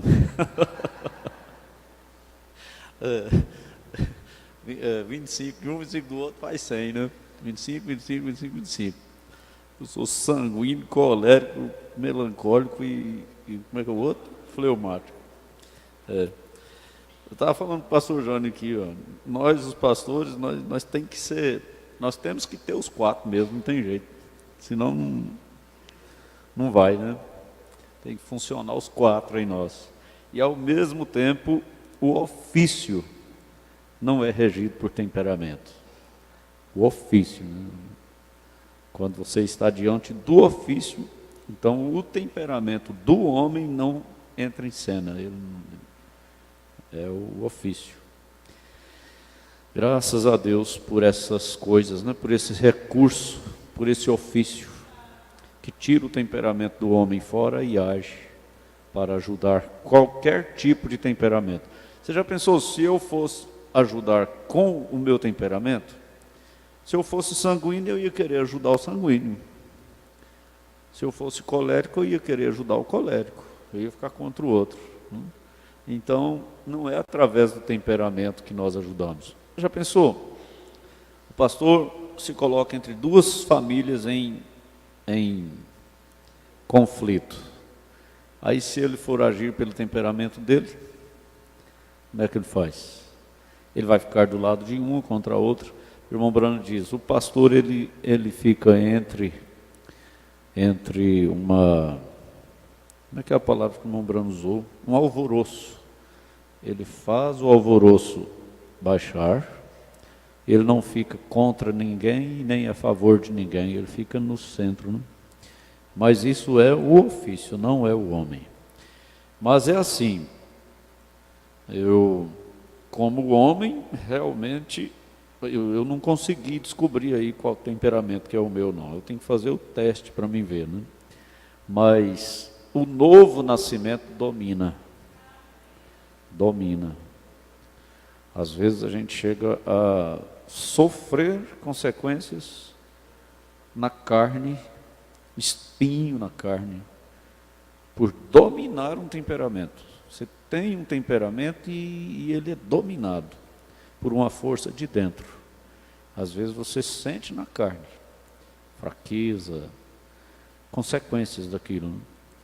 Mas não, o temperamento não funciona quando o Espírito Santo não quer que ele funcione.